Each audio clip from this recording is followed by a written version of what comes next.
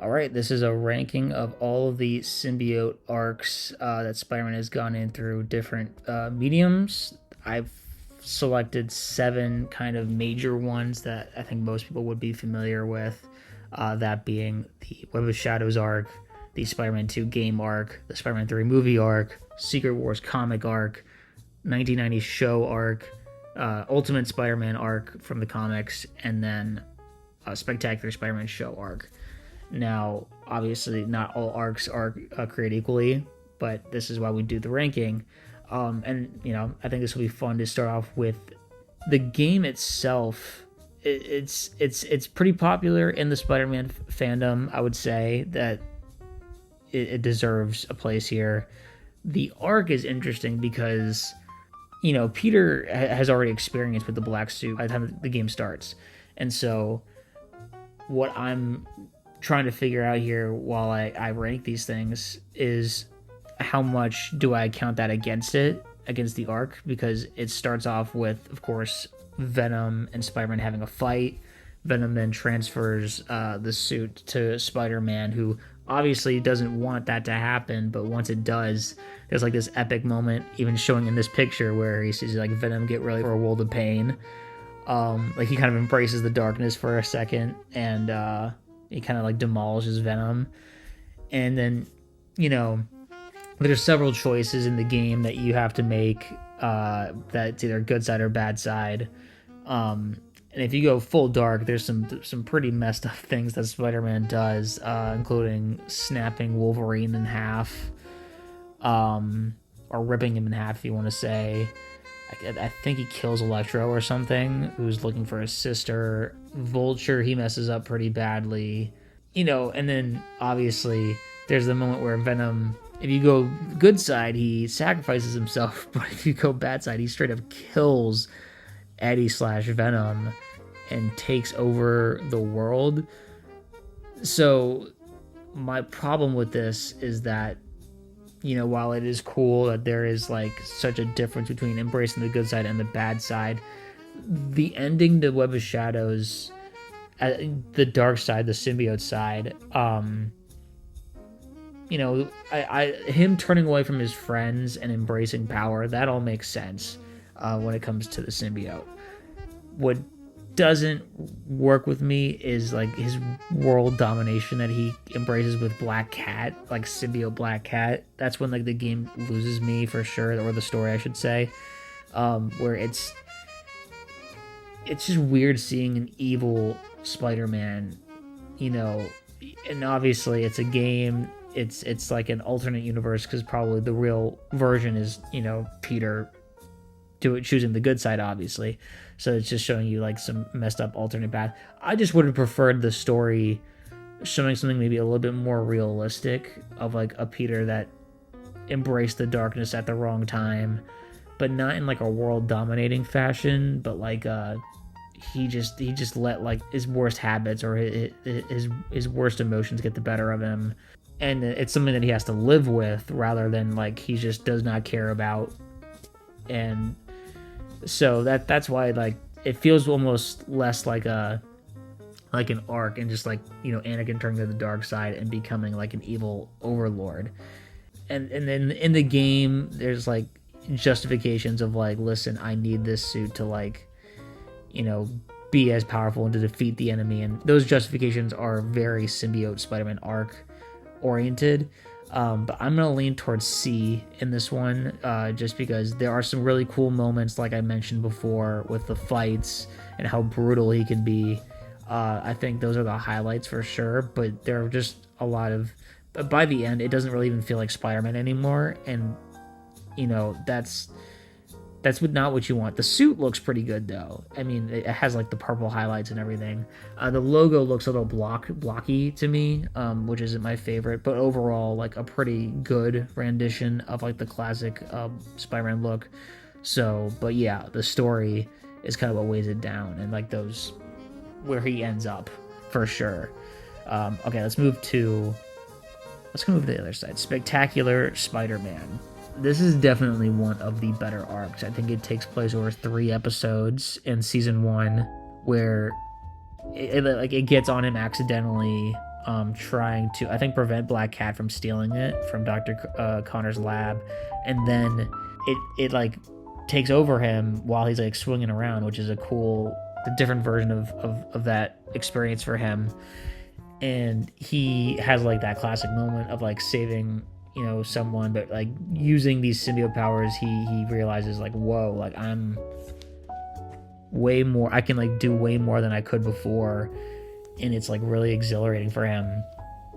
And I think the first episode is like paired with like Chameleon, like dressed in the red costume and committing crimes. And so now like there's like this dark Spider-Man trying to like save his reputation, but also embracing like a darker version of him. And he's not really that dark in this first episode, but it's, there's like hints of it for sure. I think by the end he's like considers giving the suit back to Dr. Connors, and like, or like turning himself to Captain Gwen Stacy and telling him what he's wearing. But he's like, no, like, wait, like, why would I do that? I can use this to help people. And so like that, which is one of the classic justifications of keeping the suit, which is cool. And one of my favorite parts of his transformation to the darkness is the suit. Every episode, it starts to like lose some of like the webbing on the Spider-Man suit. Like, and the first one, it kind of looks like the Raimi suit a little bit in terms of just the design, and it per episode it starts looking more like the classic design of the symbiote suit, which I thought was a really cool take on that, and something I wouldn't mind the movies trying to incorporate down the line. Hopefully Tom gets to wear it and gets like the full symbiote suit. But this was cool because one of the best parts and most memorable parts of the symbiote arc in Spectacular is when he falls asleep, the Sinister Six is out and about, and then obviously the suit takes him over, and he's fighting them while he's sleeping, but he's not, since he's sleeping, he's not talking, and he's not cracking any jokes, and that's like something that's like obviously like very off-putting and alarming to like the villains, like, and they catch on to that real quick, just because he's always talking, which is great. And so, but then like the way he single-handedly takes down the Sinister Six in an epic battle, and it's not like by ease, like it's still a struggle for him, which I appreciate them doing. But like there's like a moment where after he takes down Doc Ock, he's like gonna stab Doc Ock with like his own tentacle or his claw, and Captain Stacy has to stop him, which I thought was a great quick little moment. And so then he wakes up and he's like feeling all achy, but he doesn't remember what happened. At first he like, once he discovers what this symbiote did, like he's a little scared and like off put by it, but like then the symbiote thoughts start to come in and start justifying it, like, wait, no, this is a good thing, like why would I be upset about that? Like it took care of this problem for me, which is really cool. But then one of the better parts of this arc as well is the way that influences his friends and family. He just starts being a lot more disrespectful towards everyone. People were checking in on him, and while they're not able to like, there's like a moment where he says like, if you're not able to pony up any cash to help me with hospital bills, like then like what's the point of like your sympathy or whatever. And it's all like transactional is like how this symbiote starts to make his relationships, which is great because that's kind of like the worst form of friendships and relationships in general. And that's what the symbiote is trying to turn it into. Is it's a very transactional being. That's almost like the definition of the symbiote. So I thought that's a nice part of the arc. And then obviously once we get to the third episode, he's fully looks like the classic black suit.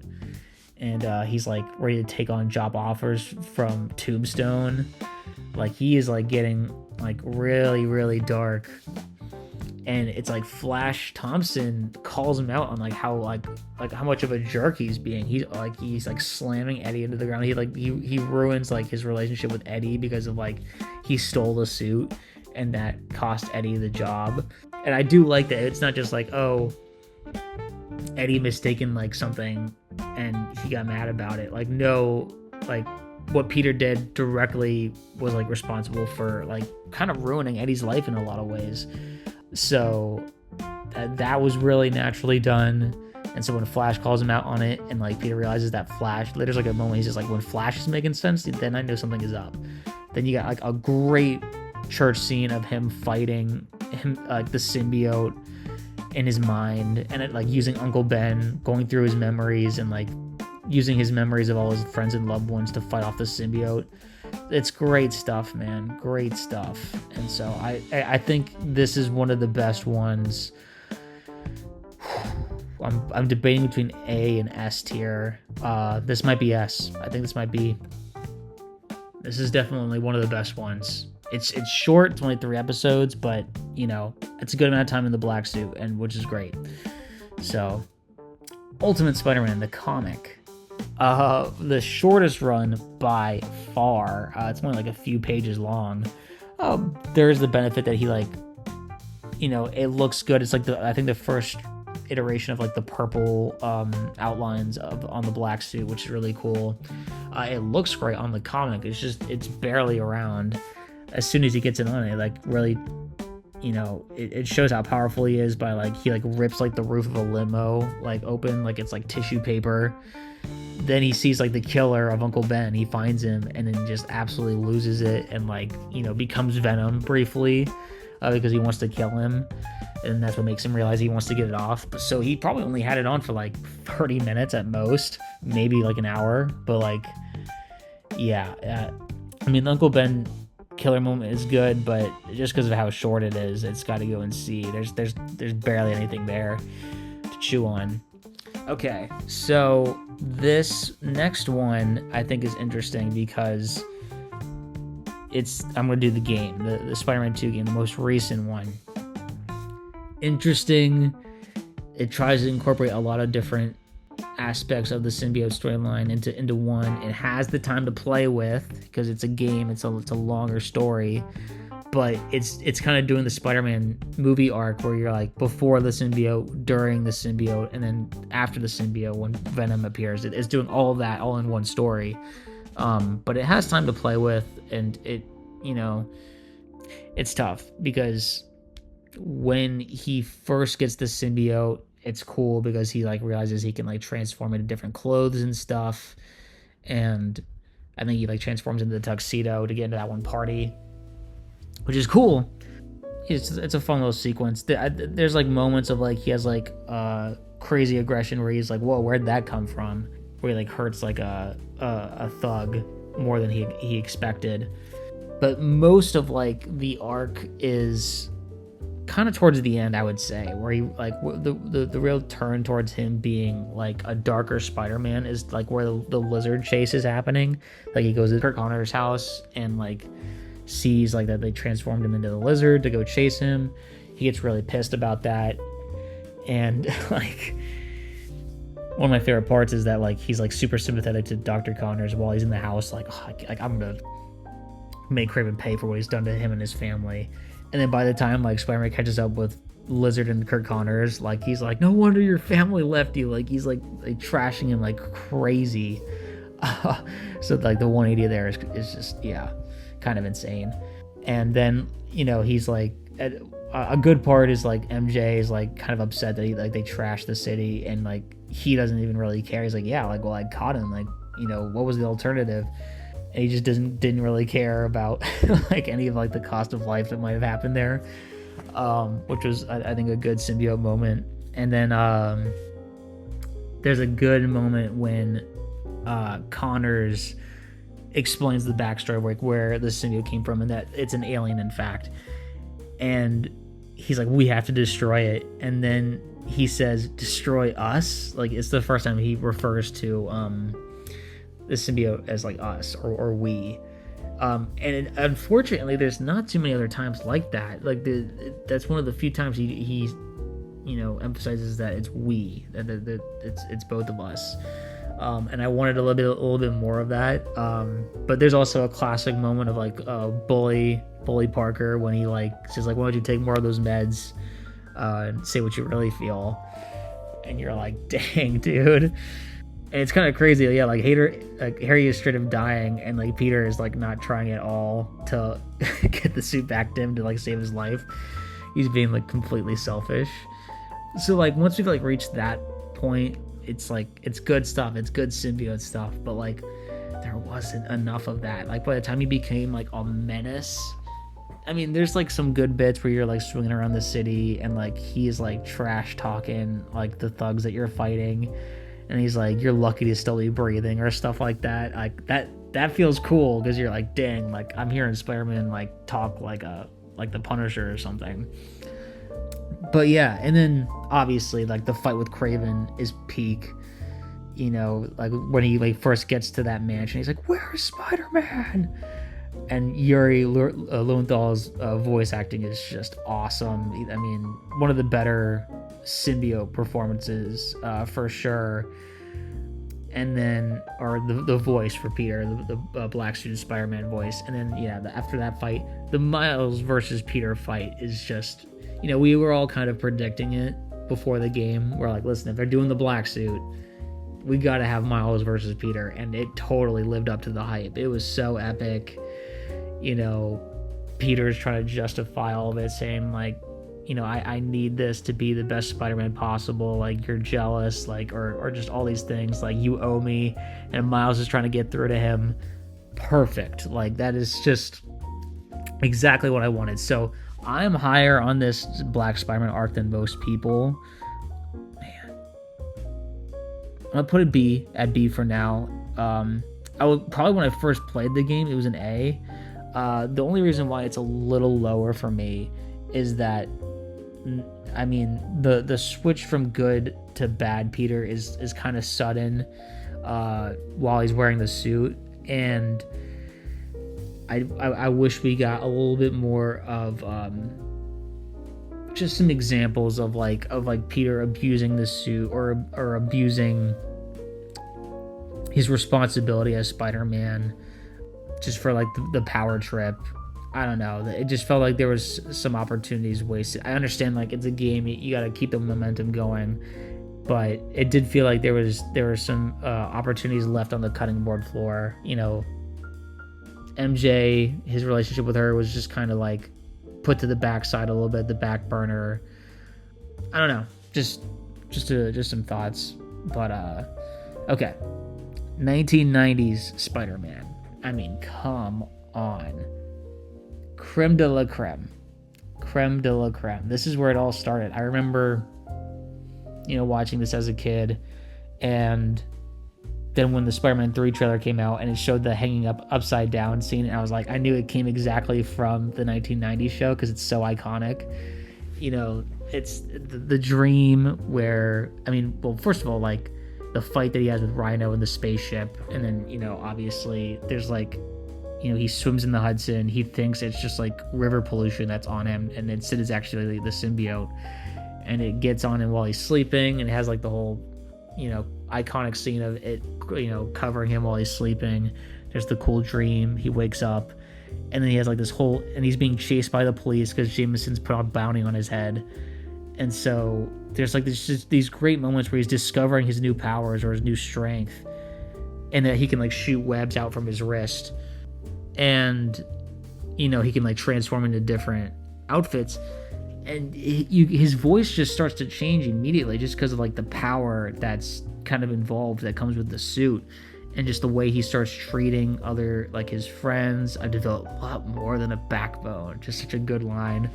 You got the classic Shocker, you know, moments.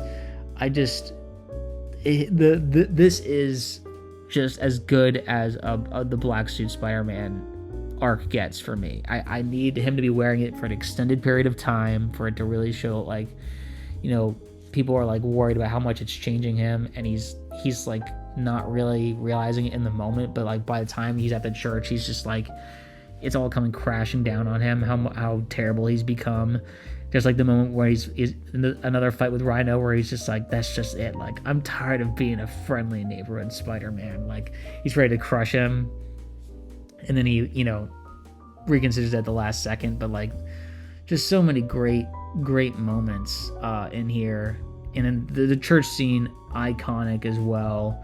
The voice is perfect. It's great. It's great. It's everything you want it to be. Spider-Man 3 the movie, it's just short, you know? You don't get a lot of time with it. Toby does a good job, and there's a lot of goofiness that comes along with it. A lot of goofiness, you know, and it's kind of it's been memed to hell, and we all kind of find it endearing these days. But it is goofy, and it fits the Raimi vibe. But man, it's either it works for you or it doesn't, and it's on or off for me personally. There's some days where it does, and some days where it doesn't. It's just kind of hard to say whenever I'm watching it. But the fight between him and Harry is awesome. You know, fighting over MJ, and the bomb moment. You know, dodging, whipping it back. The fight with Sandman, peak. You know, smashing his face into the train. It's unfortunate that's really like the only real big fight we get with him wearing the black suit. You know, there's obviously there's a lot. I'd say this black suit moment or arc has a lot more bad Peter moments than Spider-Man moments, and maybe that's what brings it down for me. The Peter moments are good, like when he hits MJ, you feel like you hit MJ just watching, because we all relate to Peter so much, and it's devastating, and that it's such a good moment where she's like, "Who are you?" and he says like, "I don't know." You know, like using Gwen to try and make her jealous, like all these different things. It's brutal. It's a brutal watch when it comes to Peter and this suit. And there's a great moment where he hears about Marco, and it's interesting. Like the suit here, it creates a different suit. He still has his red suit, and the black suit is now a separate like copy. It's like that he keeps in a chest, and so that he considers wearing the red, and then he goes to the black when he hears about Sandman, which I thought was a cool moment. And then you get the earned moment afterwards when he's going into the final battle and he takes out the red suit again. So that's pretty cool. And obviously, the aura farming moment where he's on the church, in the rain, I think is really great stuff. It's just that we didn't really get a whole ton of Black Spider-Man, and that's just kind of the bummer. So I'm gonna go B. It's a solid outing for him. It's a good suit too. Yeah. We got Secret Wars Spider-Man, the classic where it all started. Not a huge fan of how he got it, if I'm being honest. This might be how he gets it in the MCU. We'll see, but he's on like a distant planet in a war that no one's really aware of besides the people who are there. And his suit's damaged, and he just puts on what he thinks is just some like suit mender, but it turns out to be an alien life force. But it doesn't really have like the same effects that it would later have in these different iterations.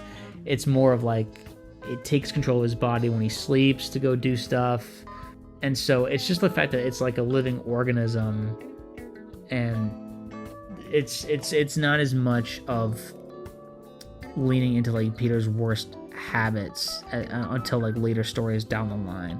But this is where it started. The suit was just immediately, you have to give it credit for just being like the one and only, or the beginning, the iconic suit, because to me this is the best Spider-Man suit there is. The red and blue obviously is the GOAT, but this is just like, it's my favorite. And it's still great. It's still kind of where it all started, and it's cool that he gets it during Secret Wars, during an all-time battle. It's just and he has it for a long time, and that's the thing.